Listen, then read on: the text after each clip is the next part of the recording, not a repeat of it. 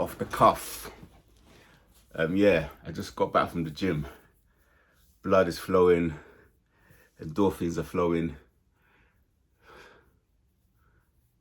This must be what their supply feels like for these cats. This must be supply, this sort of feeling. After the gym, when all the blood and all the endorphins are flowing around. This is how they feel when they learn somebody else's secret, when they learn about someone else's skeletons in the closet and they think they have one up against someone. Must be what they feel. These energy vampires, these cretins, these narcissists. Anyway, I had to just jump on quickly because I was in the gym and I saw a member of that dysfunctional narc music group, and a long time ago he just turned up on my doorstep. Like he wasn't like in the inner circle of the dysfunction, like he was on the outskirts, like he had his own little crew and he would dip in and out, but he was one of the original kind of people that was around a long time ago. And I would see him in the park when I was walking my dog, and he'll be there with his son, and we would have conversations, and I would always be like, yeah, come have a cup of tea or whatever. And this guy just turned up at my door one day, like unannounced, like knocked on the door, like one weird knock. I was like, who's this? Checks, it was him. Narcissists, energy vampires, yeah. They're so entitled, these cats, yeah. They would turn up at your yard. I've had this from siblings as well, without announcement. They'll just turn up, like they don't think like, oh, a boundary, or let you know they come in, or they just turn up. Like he just turned up on my door. I was like, yeah, whatever, come in. He came in, my man sat down, and he started doing what this narc did a long time ago that came into one of my flat. He started going into the books. Like I had books like that was just sat on this table downstairs. There's a book here. These books, like, and he just started going through the books, like, oh yeah, this is this book about this artist, this book about this. He's just going through my books. Like he didn't ask my permission.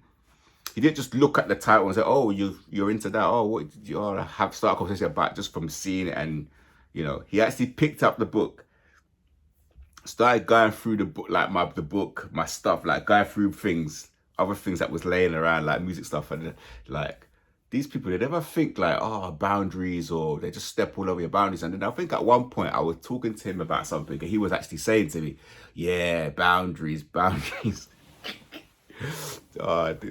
The coverts, yeah, they could pretend that they've got sympathy. They can pretend that they've got empathy. Like they're like he's one of the like dangerous ones, him. And there was another one that was like one of the original people that was started this brand, that's always had it in for me, like, because the demon in him was always like bothered by something about me, the Holy Spirit, my anointing. Like he used to always like try to get at me for little things until finally it worked. He's kind of like the Jay-Z, like the kind of like, they're just putting things in your path. That's why I always say destiny blockers. He's one of them people. Like he wants you to fail. He will speak bad on your name. To your face, he's your best friend. Behind the scenes, he's doing the worst smear campaigns, character assassination, stabs in your back. The worst. Yeah, he was one of those people. And they're like, oh, see, look, I told you so, sort of person. They love it. They love to find out about you. I even met him to have like coffee to talk about some of my narcissistic relationships. So he was getting information directly from me, from the source, and going straight back to them people. This is when I was unawakened, man. When being unawakened is like so like difficult. Like, where are you out there? I know you're all unawakened, all you drug addicted, pornography addicted, somatic, empathic beings. You're out there, man. I know it, because we've all been there. We all got our carnal things. Like we've got a similar wound as them. We'll never be as bad as them, but we can get lost in vices. We can get lost in certain things, smoking and all that sort of thing. But we're not. Ours is an escape from reality, from the abuse, from people ganging up on you, feeling that sort of helplessness. But you have to get out of that. You've got to try and stay in your higher self, they want us to be in our lower self of like fear and like, so they can tell people that we're crazy or we're drug addicted. Yeah. These cats, they've got the worst secrets. Your girlfriend, say if you're sleeping with a narcissist, like it's your girlfriend. This is the sort of girl that, you don't live together. She'll, every time on the weekday, she'll know your schedule. She'll know when to go and cheat with your friends.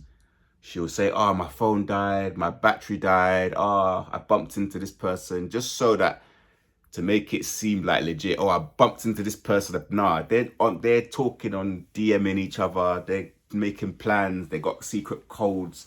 They're dirty down dogs, man. Narcissists. They just like, and they don't care. They spread STDs left, right, and center. Yeah, they will give you an STD, and then they'll say you forced yourself on them. They would do like the most worst things. Like, oh, should we use, they might even say to you, should we use protect, they might just like trick you. They're constantly trying to trick people. You know you're clean, so you're like, oh, you know, it makes no, you know what I mean? But they've got something. And they're like, oh, well, I offered you this because I know that I've got like a death sentence STD. You know, this is how they are. That's why you got to stay clear of them. Narcs are the type of people like, I always talk about true crime, but I do. But the amount of time there's a person that takes life insurance out on their partner, mostly unknowing, they'll take a life insurance out on their partner, then they will either poison them or they push them off a cliff or they will like murder them, but like familicide, is that what it's called? Familicide, like Chris Watts sort of thing. Like they get rid of you, you're pregnant, doesn't matter, get rid of you, get rid of your kids. Yeah, also I wanted to touch on the last video. I was talking about the AI profiles. Sorry, I'm kind of switching the topic. Yeah, that was finished anyway. That was all just the whole story. Anyway, and I was talking about there was an unawakened guy who came. Yeah, fine. Yeah, he came. I've got to make a video about those type of people. But what I was trying to say is, because we live at a time now where the end days, people are not doing the work, people are not doing the shadow work. People, they can't take correction, they can't take criticism, they can't take direction mainly. There's no self-accountability, there's no, there's always like shame dumping, blame shifting, all this sort of like narc behavior in society today. There's no like civic community. That's the correct word. No like civic community. And what I mean by that is, you wouldn't go to your neighbor and say, oh, I've run out of sugar, I ran out of milk, I ran out of money. Can you borrow me like £50? Can you borrow me £100? Your neighbor next door in this modern time. You wouldn't go and say, oh, my girlfriend broke up with me. Can I come and sit here and have a cup of tea and talk to your neighbor next door? Someone that you see all the time. You wouldn't do that in this modern time. Do you know what I mean? So people are bots, like, and that's like the film I was talking about, The Matrix. In the film, if you're unawakened, more or less to us, they are the enemy. They are part of the problem. But although they might not wake up and become awakened in this life cycle, in this lifetime, they are like the norm. They are the majority. So they're like they're our enemy basically. But that's the time. It's like most people are bots. There's a status quo. There's a way of going about things. There's a hierarchy. There's an order. You know, there's an order of like, this is how things should be done in this specific order. And as a chosen person, as an anointed person, you kind of like go around the norm. Like you just like can come out of nowhere and just naturally gifted at something, or you can just see the patterns and you just know how to, you know, you could be a computer programmer and come up with a new program out of nowhere. You know, you're that sort of person that breaks the world record in a sprint when like no people have been doing it. You just turn up one day, bang, and you just win. So they got to make sure that everything stays the same. Everything stays as it is. Nobody can upset the status quo. So making AI profiles, it shouldn't matter because most people are asleep. Because AI, I've never agreed with AI, because AI, the way I see it is, you have to keep feeding AI information, and it's also collecting information about us. So what they want to do is that in the future, they want an AI either to replace humans, or so they can have, because the AI can never have a soul. But if you have enough information, like if it gathers like so much information, it will be so, they want it to be so like it can actually understand what to show.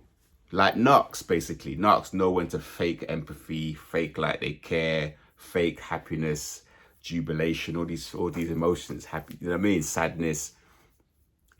That's what the AI, the cloud is there for. The cloud will be able to predict before you do something. The cloud will know. From all the information it's collecting, the AI, the way that they'll control us, like the modern slavery that might come, like the universal basic income and all that stuff, and the 15-minute cities, because everything, you know, is a parameter. You can only go a certain place, and this social credit score system and all these things that might come. The World Economic Forum, the Schwab, and all these characters, all these narcs. It's a control mechanism, but they feign like it's here to help. Oh, you know, this AI is just a wizard tool, you know, to do everything quick and sort out your life as an assistant. No, it's not about that. It's working in the background, collecting everything you say, how you say it, how you write, how you think, literally, to control you.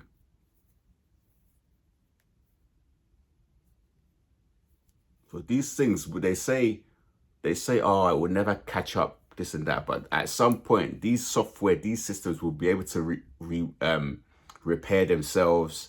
They can turn themselves on without you telling them when to turn themselves on.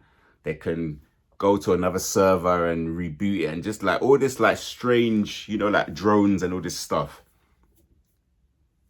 It's very, very dangerous. Very, very dangerous. It's very dangerous. So we've got to bear that in mind. But I don't see why people would make a fuss about an AI profile.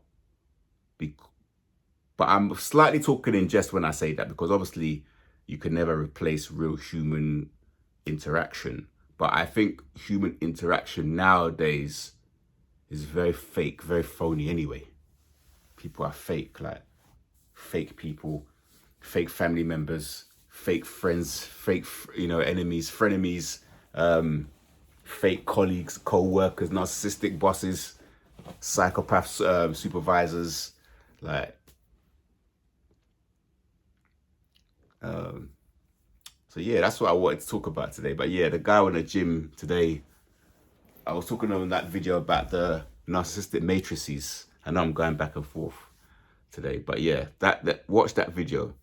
They have a network of people where they have to report on your progress, like how you're doing. Oh, look at him in the gym working out.